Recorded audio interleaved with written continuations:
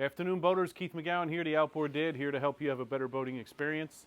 So what are you going to do after college? I'm studying criminal justice, so I'm probably going to be a cop. All right. My dad was a cop in our town, long before I was born. How'd they end up in Middletown from up here? Cheaper to retire down there. Yeah. Less taxes and yeah. And even Middletown, they're kind of high in taxes. So my mom has a farm. You know where the freight land is? Yeah. So 3 miles back on that road, that's where we keep this boat. Okay. She has a farm. All right. Pass it on the way down there all the time, right? Avoid that toll, right? You go around there. Yep. Circle under the bridge and go around. My dad's always amazed at that. How do they let us do that? So he was a cop in the 60s before I was born. But back then, I think he was making like $3,000 a year, Yeah. So it just became, not practical. Yep. And he had his brother talked him into buying a cleaning contracting company.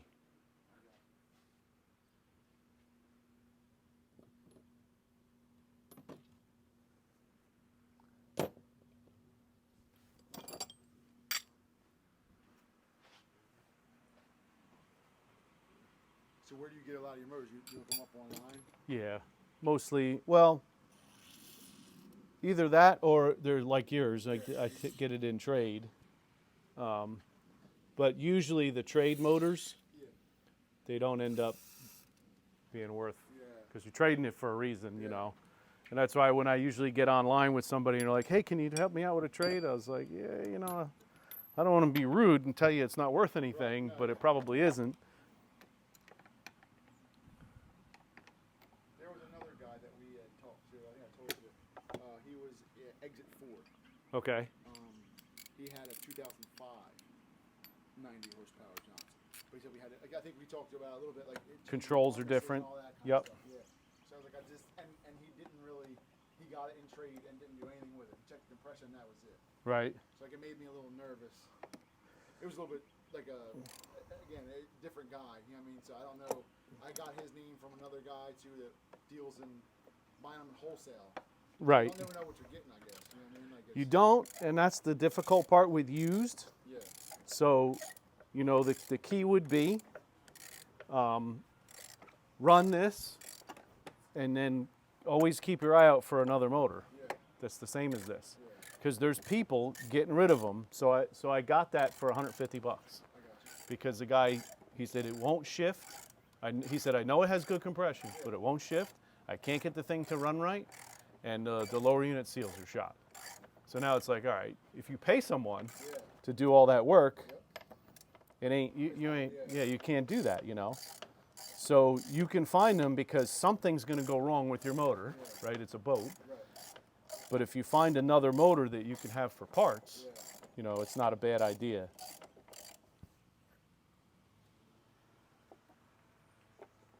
Your wife might not want it in the yard if you have a place to put it, Yeah, the farm works out good for us. She's got 80 acres down there. Sweet. A little boat isn't going to make a big difference down there.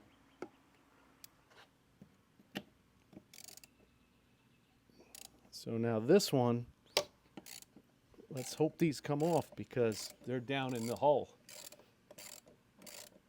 It's coming off so far. You know what? I'm going to take a wire brush on that and hope that we don't have to get inside,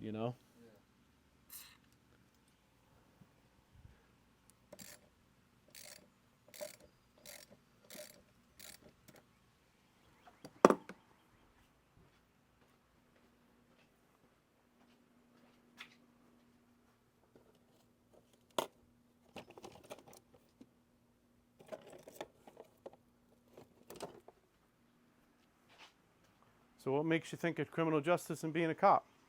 I don't know. I went to a military school. Okay. High school.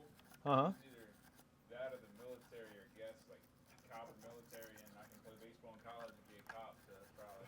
All right, that's cool. He got a pretty good scholarship to go to school. So. That's great. I had no clue what I wanted to do. I'm not sure I still do.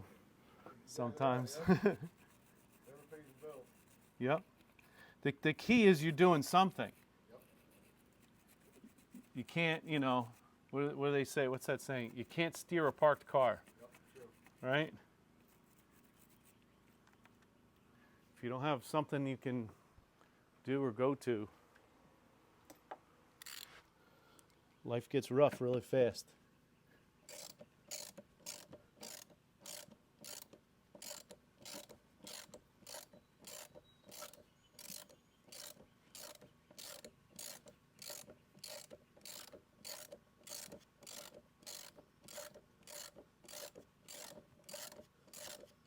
So do you do a lot of fishing now, or? Yeah, I go probably 2-3 times a week. Okay.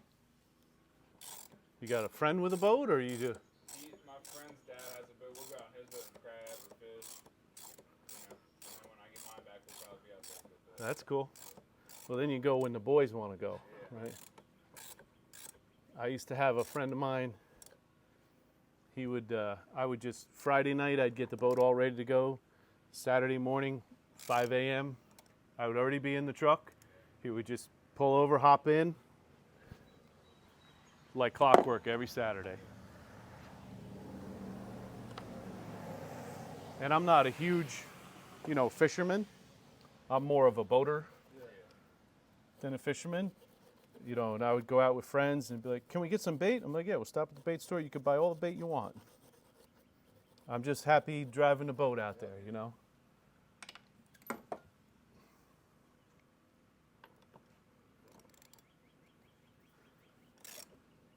I was pulling my first boat with a 79 Monte Carlo with a bumper hitch.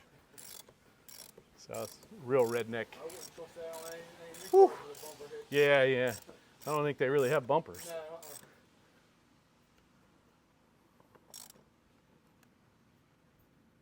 He uses my wife's Jeep, and we have a truck that's getting worked on too, a dually.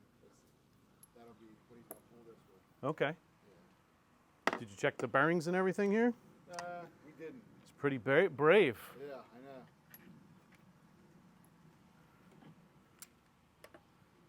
You guys got guts. Where he puts it in, like down there, where he puts it in the water, it's like 2 miles away. Yeah, Here it was 80 miles to get here. yeah. This is a little more brazen of a trip than just getting down to the water. Plus, if you got a buddy with a truck, you can always, Yeah. or your dad's got a truck, you can always say, hey, Dad. So I was bringing my boat back, had the family with me, you know. So when I got married and we moved here, you know, I didn't really have the money to keep the boat in the water for a couple years. I took off and finally got the boat out. We used it, you know, maybe 6-8 times a year. So I was out one time, start coming back in. So I had a 92 Isuzu Rodeo. So we're on our way back, and I knew the hitch was starting to rust. So I brought a bunch of tie straps with me, you know, ratchet straps with me, just in case. Sure enough, it broke off. You know how they have the bar, then the 2 pieces that go up to your frame? Well, where it goes up to the frame, just like completely rotted off and came straight down. You know, I'm there with my wife and my daughter in the back, and we were only 2 miles from here. Yeah. And just, you know. She's like, what is that? I'm like, it's all right. What do you mean it's all right? I'm like, it's okay. I just hit the brake slowly, you know, and then the boat comes up and just hits the bumper, and I slowed down. Luckily, my dad wasn't too far away. I was able to just, you know, strap it up, get over to a, you know, a side street, and told my wife and daughter, go ahead, take the car home. I'll wait here with the boat. Dad's going to come get me.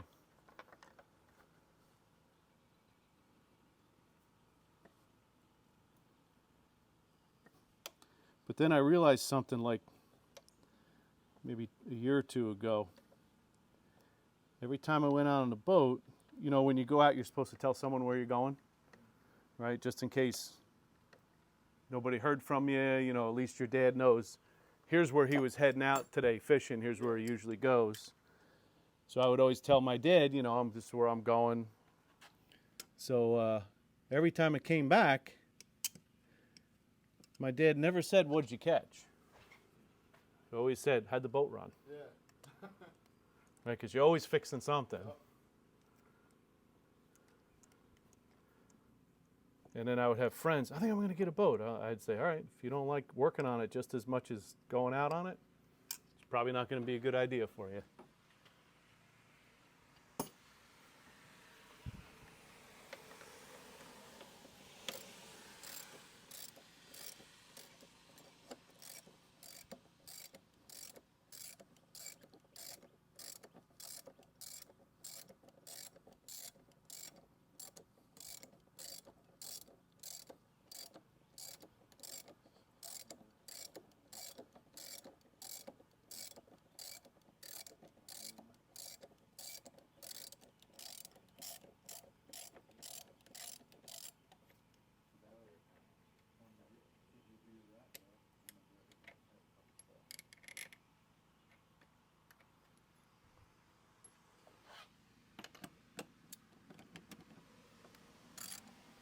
Do the lights work on the boat, the running lights?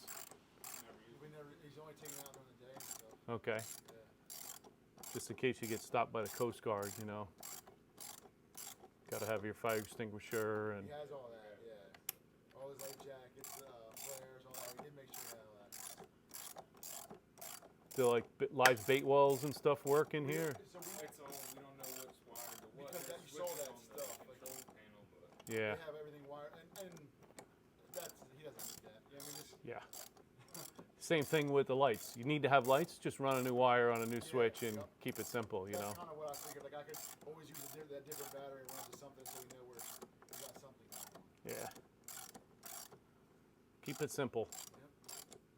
Because like you can see under there, they got all kinds of wires going. And like we asked the guy, he's like, I don't know about the wires because that was done before I got it. Yeah, yeah.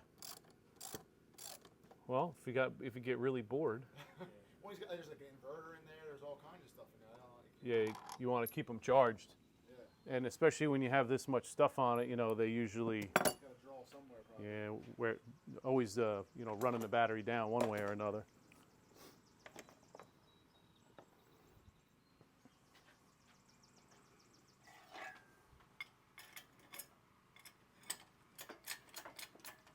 Keep the prop.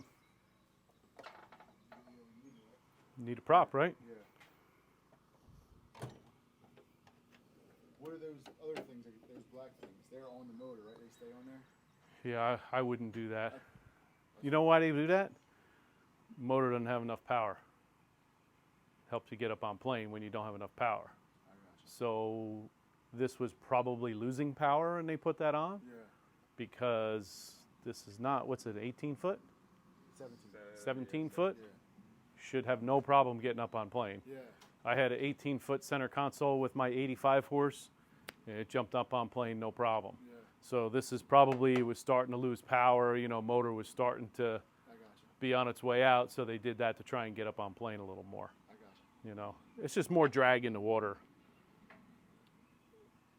So if you have that, it's either you're underpowered or something else is wrong, you know.